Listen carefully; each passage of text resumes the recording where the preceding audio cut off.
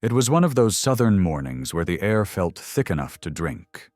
The sun was already hot by 8 o'clock, and the streets of Charleston buzzed with tourists and delivery trucks weaving through cobbled roads. Mary Lou sat at the kitchen table, staring at her coffee, untouched. The silence in the room was louder than the ceiling fan above her. Her husband, Rick, stood across the kitchen island, scrolling on his phone with a smirk.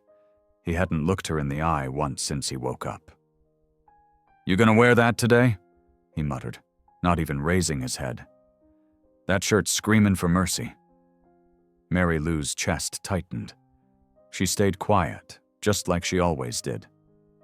At 278 pounds, Mary Lou had become invisible to the world, except when someone wanted to laugh. She wasn't lazy. She wasn't careless. Life had simply crushed her over the years. Her mama died when she was 24. She worked 2 jobs until she married Rick, thinking love would be the one place she could finally feel safe. But Rick changed. He wasn't always cruel, not in the beginning. But as the years went by, the love shrank as her body grew. He stopped calling her pretty. He stopped touching her. He started drinking more. Then came the little jokes. Then came the public ones. She remembered that night in February, standing outside the Olive Garden waiting for their table. A couple of his co-workers walked by, and Rick had smiled and said, "Y'all know Mary Lou, right? She's my tax deduction and personal refrigerator." They laughed. She laughed too, pretending it didn't burn. By the time spring rolled around, Rick wasn't even pretending. He called her fat girl in front of his friends. Once, she overheard him on the phone with his cousin saying, "She's lucky I even let her breathe the same air as me." That morning, as Rick grabbed his keys and headed to the door, he turned to her and tossed one last jab over his shoulder. "Try not to eat the whole fridge while I'm gone, all right?" When the door slammed, Mary Lou finally exhaled. She looked down at her hands. They were shaking. Not from sadness, but from something else. Something new. It was anger. Sharp, hot, focused. For years, she had been waiting for Rick to see her again, to love her like he used to. But love was never coming back through that door. And neither was her dignity, unless she went out and took it. Her eyes moved to the small calendar on the fridge. It was July the 12th, a Tuesday. She wrote on that date in pen, "This ends today." Mary Lou didn't know exactly what she'd do yet, but something deep in her gut told her that if she didn't move now, she never would. She was drowning in a life that wasn't hers anymore, and she was sick of waiting for someone to pull her up. She wanted her life back, her health, her confidence, her joy, and not just to look good for Rick. No, she wanted to feel good for herself. She wanted to rebuild her values, her self-worth, brick by brick. She wanted to be the kind of woman who could walk into a room and feel like she belonged. Not tolerated, not pitied, seen. She stood up, poured the coffee down the drain, and opened the fridge. Not to eat. To throw away everything that had been feeding her pain. Frozen pizza? Gone. Soda cans? Dumped. Rick's precious gallon of sweet tea? Down the sink. It was the first time in years she felt power in her hands. Real power. Not just over food, but over her future. The air felt different in that room now. Lighter somehow. Outside, the cicadas hummed. A storm was coming. But Mary Lou was no longer afraid of storms, because this time she was ready to walk through one and come out the other side. Changed. And nobody, not even Rick, was ready for what that would look like. Mary Lou had never really looked at herself in the mirror. Not for years. She got dressed in the dim light of the hallway, avoided reflections in store windows, and never turned the lights on fully in the bathroom. But that night, just past 10 o'clock, barefoot and wrapped in a towel, She stood in front of the full-length mirror behind her bedroom door and forced herself to see. What she saw wasn't just 278 pounds staring back. She saw pain. She saw the years of silence, the nights she cried into her pillow while Rick snored beside her, the birthdays he forgot, the dinners where he didn't even say thank you, the look of embarrassment on his face when she walked into a restaurant, and he noticed people noticing her. Mary Lou had built her world around his approval, and he'd starved her of it. But something shifted that morning. She'd thrown out the food. Now she was starting to throw out the lies. She whispered to the woman in the mirror, "You're not worthless." It felt strange at first, like trying on clothes that didn't quite fit. But she said it again. "You're not trash. You're not a joke." There were tears on her cheeks now, and she let them fall. Because this was the first time in over a decade she was telling herself the truth. Mary Lou sat on the edge of her bed and opened a notebook she hadn't touched since high school. The first thing she wrote, in all caps, "This is not about Rick. This is about me." She made a list underneath. "I want to feel strong. I want to breathe better. I want to wear jeans and not feel like they're punishing me. I want to climb stairs without pain. I want my health back. I want myself back." Then, in bold, "I deserve prosperity, not just in money, not just in weight loss." She meant prosperity in her values, in her sense of self, in her quiet moments of peace. That was the kind of wealth no one could take from her. Not Rick, not strangers, not her past. That night, Mary Lou did something she hadn't done in a long time. She slept with hope. The next morning she woke up at 5:30. The sun was just peeking over the rooftops of Charleston. The sky was painted with soft orange and pink, and the air was heavy with southern humidity. She tied up her hair, laced up an old pair of sneakers, and stepped outside. She didn't run. She walked. One block at first, then another. Her body ached, her knees complained, but she kept going. A slow, steady walk down her own street. Past Mr. Jenkins watering his lawn. Past the coffee shop that used to feel too small for her to sit in. She was reclaiming space. Every step whispered, "You are not stuck." Back home, she poured herself a glass of water. No more soda. No more sugar highs followed by shame spirals. It was time for health, not comfort. She logged onto her old desktop and typed into Google, "How to lose weight the right way."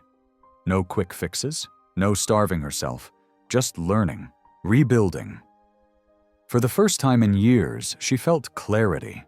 She started making small swaps, vegetables instead of chips, grilled chicken instead of fried. She made a budget to stretch her money wisely, focusing on nutritious foods, not just cheap fillers. She read articles about metabolism, hormones, portion sizes, not because she wanted to be skinny, but because she wanted to be free. Her wealth was no longer tied to Rick's paycheck or anyone's approval. Her prosperity would grow in quiet, daily choices, walks, meals, words she said to herself in the mirror. Mary Lou wasn't chasing numbers on a scale. She was chasing values that would last. By the end of that week, she'd walked every day. She hadn't eaten out once. She drank more water than she ever had in her life. And she'd lost 6 pounds. It wasn't much, but it was hers. Hers alone. And it was the beginning of everything. By the end of the 3rd week, the summer heat in Charleston had turned thick and unkind, the kind of heat that made you question every decision to step outside. But every morning, rain or shine, sweat or soreness, Mary Lou walked. She walked through streets she used to avoid. She walked past the diner where Rick had once laughed at her for ordering dessert. She walked past the park, where young moms jogged with strollers and men ran shirtless like the heat didn't touch them. She didn't match their pace, but she kept moving, Each step was slow, sometimes painful. Her thighs chafed, her breath came short, but she didn't stop. And something started changing. She was down 14 pounds now, not that Rick noticed.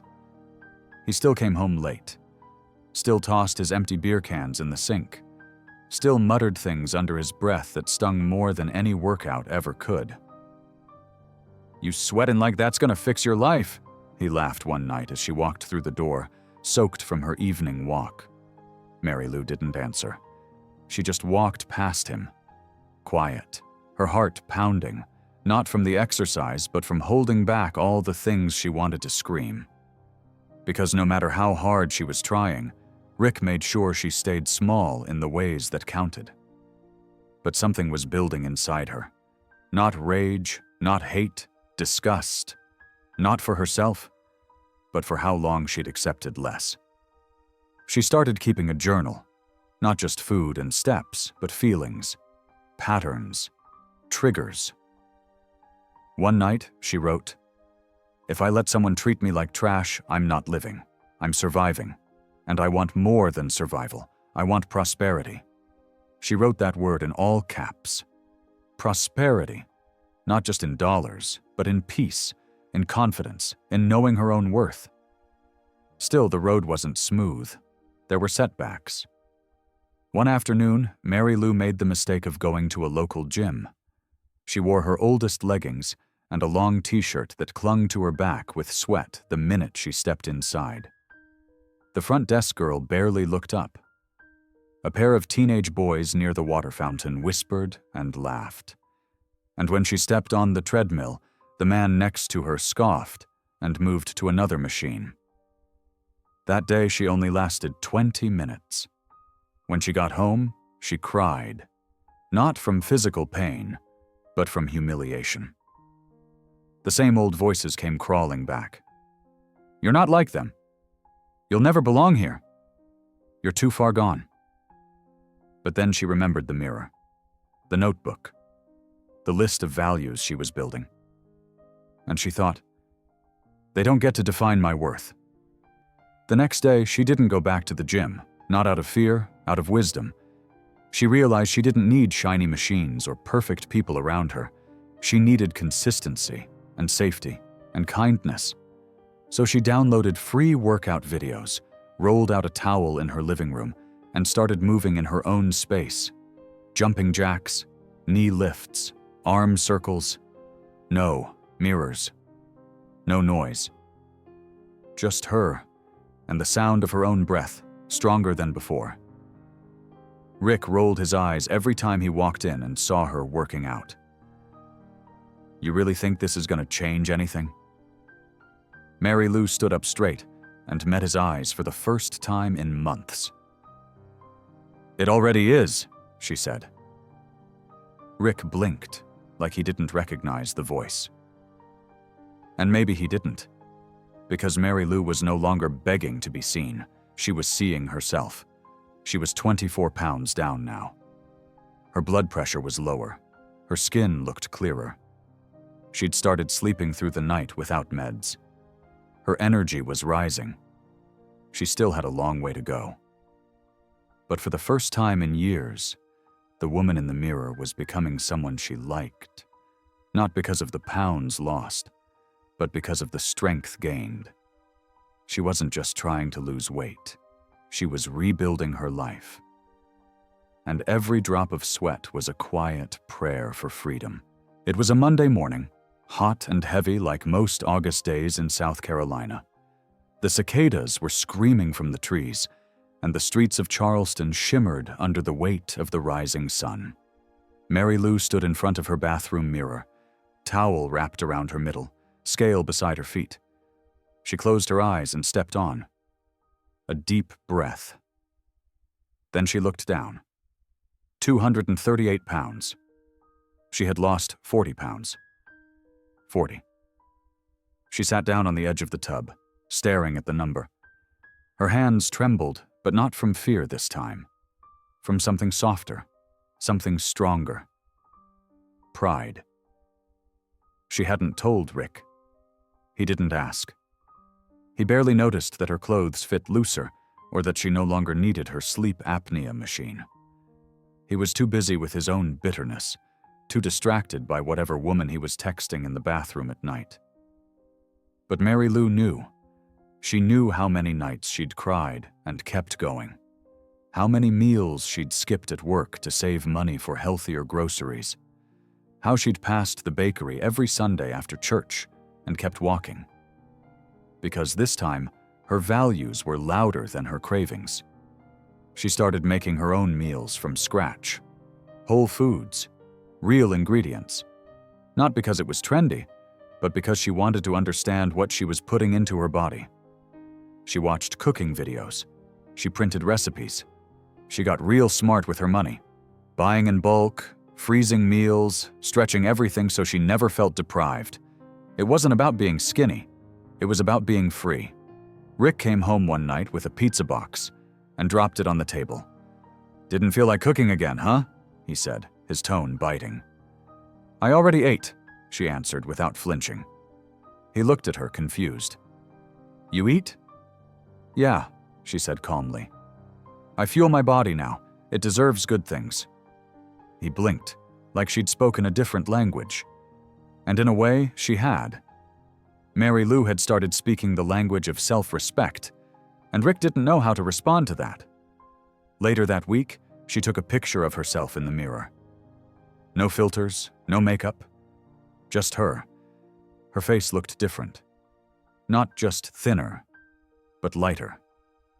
Her skin glowed. Her eyes had a spark that had been gone for years. She printed the photo and taped it inside her journal next to these words. "This is what health looks like. This is what wealth feels like." Because for the first time in over a decade, she felt rich. Not in dollars, not in clothes, in soul. She was building real prosperity, the kind that comes from saying no to shame and yes to yourself.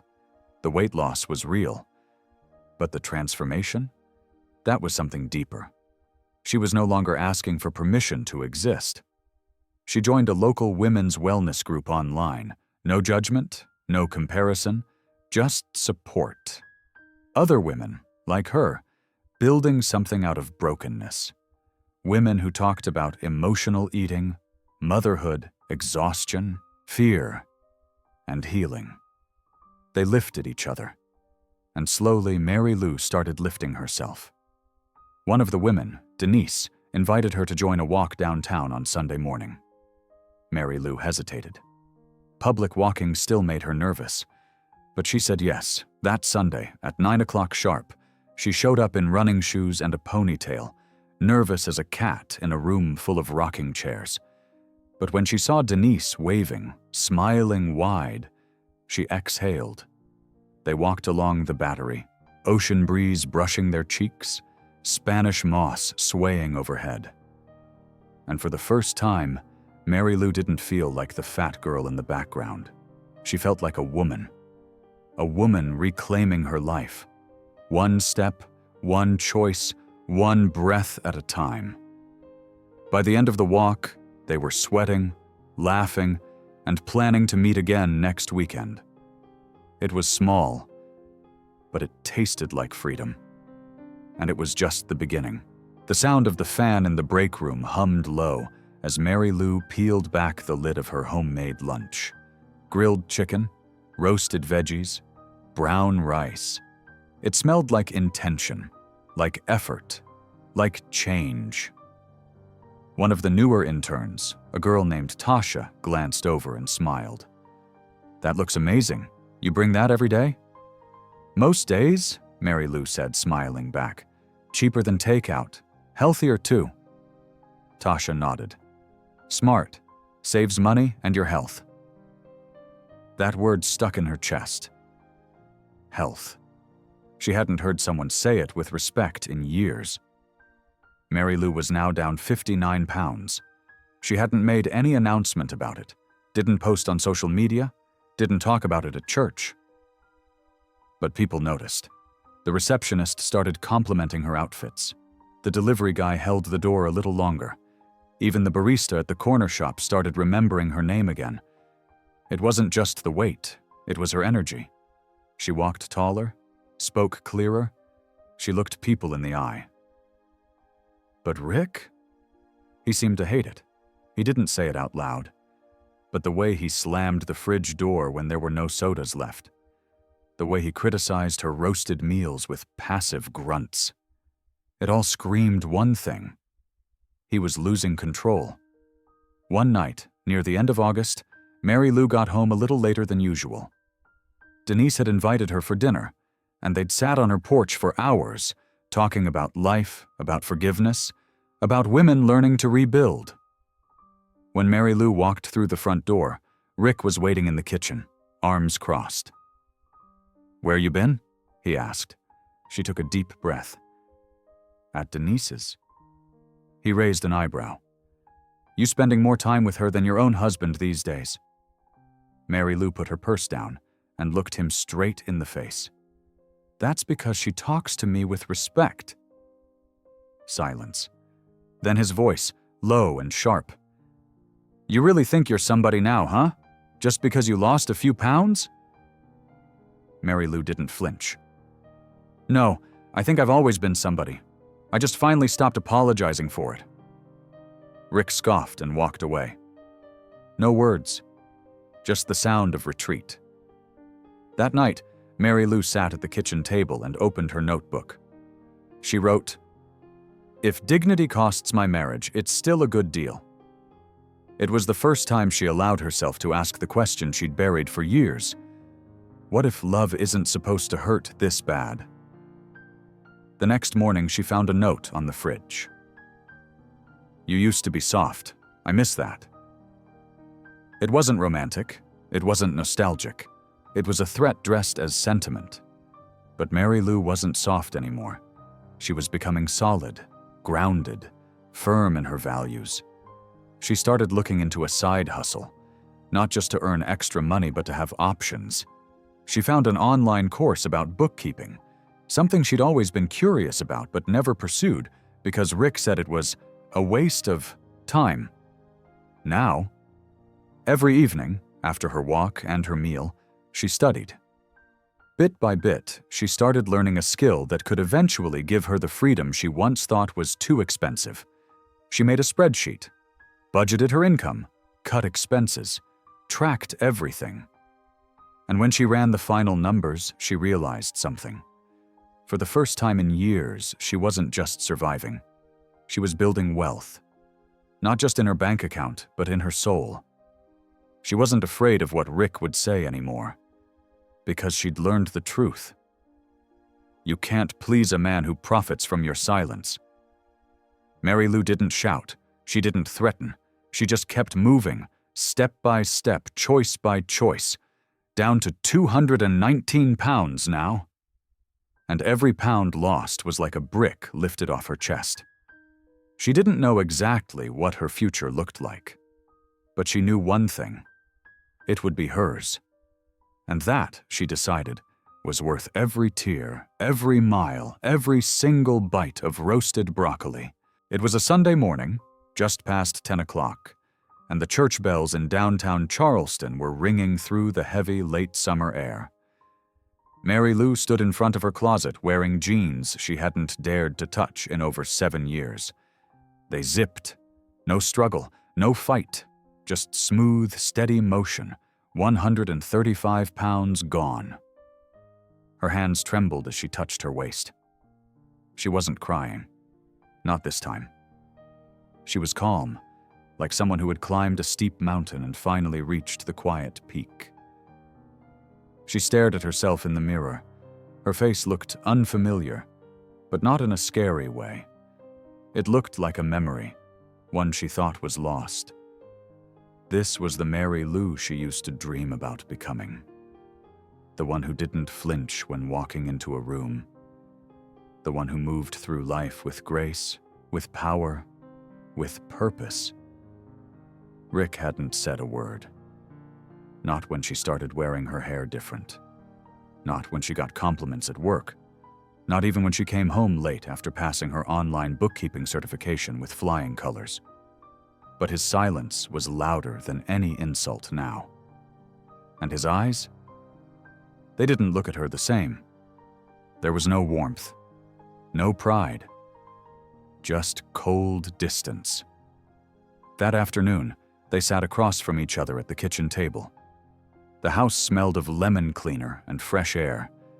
Mary Lou had opened all the windows. Rick was eating a sandwich, scrolling his phone. He glanced up once and muttered, "You losing all this weight just to leave me or something?" She paused, sipped her water. "No," she said softly. "I lost it to find myself." He laughed. "That sounds like one of them self-help books." Mary Lou nodded. "Maybe, but it's true." Then she stood up, took her plate to the sink, and walked out of the room. No drama, no tears, just peace. By that Friday, Rick had lost his job. He came home cursing, slamming cabinets, blaming the economy. Mary Lou didn't respond. She made dinner like usual, grilled fish and roasted carrots. He didn't touch it. "You expect me to eat this rabbit food?" he snapped. "I expect you to take care of your health," she replied calmly. "You used to care about real food. You used to care about real things." She looked him in the eye. "I care about real values, not junk." He stormed off, slamming the door behind him. That night, Mary Lou sat outside on the porch with her journal open on her lap. Crickets chirped in the background, and the streetlights cast a soft yellow glow across the sidewalk. She wrote, "I gave him love, I gave him loyalty, I gave him years, but I will not give him my joy." She was living proof that prosperity isn't about money or status. It's about living in alignment with who you truly are, and right now, she was aligned. Her body, her health, her mind, her spirit. She had made peace with food. She had created routines that nurtured her. She had built wealth, not in dollars yet, but in strength, in character, in her ability to choose better every single day. And then, on September 22nd, she walked into the same office where she used to avoid eye contact with everyone and got offered a new position. More hours, better pay, her own desk. It wasn't just a job. It was recognition. People started treating her differently, not because she was thinner, but because she radiated something new. Confidence, clarity, control. Rick noticed it too. That night he asked, "So you think you're better than me now?" Mary Lou took a slow breath. "No," she said gently. "I think I'm better than I used to be." He didn't respond, because he couldn't, because the truth doesn't need to be shouted. It just needs to be lived. And Mary Lou was finally living it. The morning air had finally cooled in Charleston. A soft breeze blew through the golden trees lining East Bay Street as Mary Lou stepped out of her apartment, keys in one hand, coffee thermos in the other. She wore fitted slacks, a light blouse, and a confidence that wrapped tighter than any coat. Her long brown hair was pulled back in a sleek ponytail. And her smile? It came easy now. She had traded 278 pounds of shame and silence for 143 pounds of truth. That truth walked with her now. It walked her into her new job, front desk supervisor at a private accounting firm, where people respected her voice and valued her work. Her new office had a window, her own phone line, a drawer filled with healthy snacks she brought from home, a picture of her mama on the desk, and next to it, a little post-it that read, "Prosperity is peace." By mid-morning, she was deep into emails when she heard a knock at the glass. It was the receptionist, peeking in, holding a clipboard. "Food delivery for you, Mary Lou," she said with a grin. Mary Lou frowned. "I didn't order anything." The receptionist chuckled. "Well, he insists it's for you. Says he knows you." Mary Lou stood slowly, heels tapping across the tile as she followed her to the front desk. And there he was. Rick. Standing in a wrinkled polo shirt, sweat clinging to his temples, holding a takeout bag with grease spots bleeding through the bottom. He looked smaller somehow, not in body, but in presence.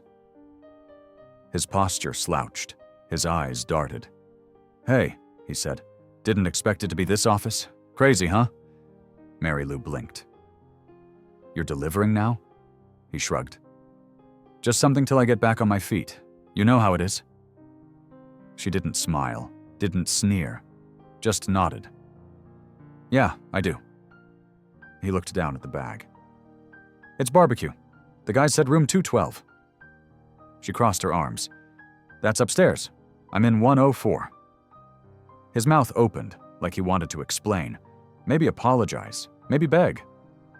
But no words came. The silence stretched between them, thick like fog.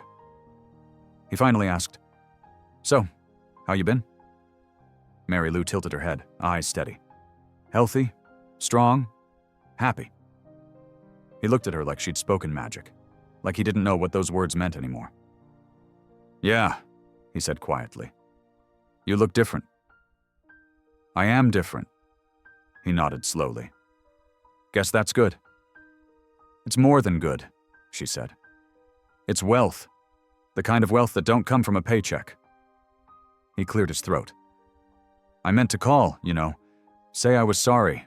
For stuff." Mary Lou gave a soft smile. "Rick, you ain't got to carry my forgiveness. I already did." He looked stunned. "But I do hope," she continued, "that one day you learn what it feels like to be proud of the man in the mirror, 'cause that's the kind of prosperity that lasts." He opened his mouth, then closed it again. Mary Lou turned back toward her office, heels echoing against the tile. Before she disappeared inside, she glanced over her shoulder. "Oh," she said. "And Rick, you forgot your tip." She slid a folded dollar bill onto the counter and walked away. Back at her desk, the tears came. Not from pain, but from release. She'd carried his cruelty for so long, she forgot how light her own life could feel. And now, she was free. Not because she got skinny, not because he came back with regret in his eyes, but because she let go. She let go of needing his approval, of needing anyone's. And in return, she gained everything. Real health, real values, real prosperity, and the kind of wealth that shows up in the way you smile at your own reflection. The first cold wind of fall swept through Charleston that morning, chasing the leaves in little spirals along the sidewalks. Mary Lou walked through the front gates of the community center wearing a soft gray coat, scarf wrapped snug around her neck, cheeks pink from the chill. She was here for something new, not for her old job, not for errands, but for herself. The flyer had said, "Women's Empowerment Brunch, Stories of Growth, Grit, and Grace." And after weeks of encouragement from Denise, Mary Lou had finally said yes. Inside, the room smelled like cinnamon and fresh brewed coffee. Folding chairs formed a loose circle, and soft instrumental music hummed in the background. Women of all shapes, backgrounds, and voices were gathered, talking, laughing, hugging. Mary Lou didn't shrink like she used to. She moved through the room like she belonged. Because now, she knew she did. When it was her turn to speak, she stepped up slowly, holding the mic with both hands. Her voice shook for the first few seconds, but the room was warm, listening, gentle. "My name's Mary Lou," she began, "born and raised right here in Charleston." A few women nodded. 6 months ago, I couldn't walk 2 blocks without needing to sit down. I was 278 pounds. I was tired. I was angry. And I was invisible, even in my own house. She paused, her throat tightening. I spent over a decade believing I was lucky to be tolerated. I thought love meant shrinking myself, hiding who I was, accepting crumbs. She looked up, voice stronger now. But then I learned something. Real wealth, The kind that matters comes from knowing your values, from waking up and saying, I'm not waiting to be rescued, I'm rebuilding myself, brick by brick. A few women clapped softly. One wiped her eye. I've lost 135 pounds, she said. But what I really lost was the lie that I was never enough. Applause now, real, full, loud. After the event, strangers came up just to hug her, to say thank you, to tell her they saw themselves in her story. And as she stepped out into the crisp November air, she realized something profound. She hadn't just changed her body, she had changed her future. Later that night, Mary Lou sat by her window with a hot mug of tea. The old apartment felt different now. Brighter, lighter, like the energy had shifted, not just in her, but in the very walls around her. She was enrolled in online classes now. She had started saving money, little by little, for her own car. She'd even signed up for a community 5K next spring. Rick had stopped calling, stopped texting. And for the first time, that silence felt like a gift. He had become a distant shadow in her story, not the center of it. She wasn't angry anymore, because the best revenge is not needing one. Her life was full, rich in health, overflowing in prosperity. Her values were no longer tied to the opinions of a broken man. They were rooted in something deeper, stronger, sacred. By midnight, she slipped under the covers, lights off, heart steady.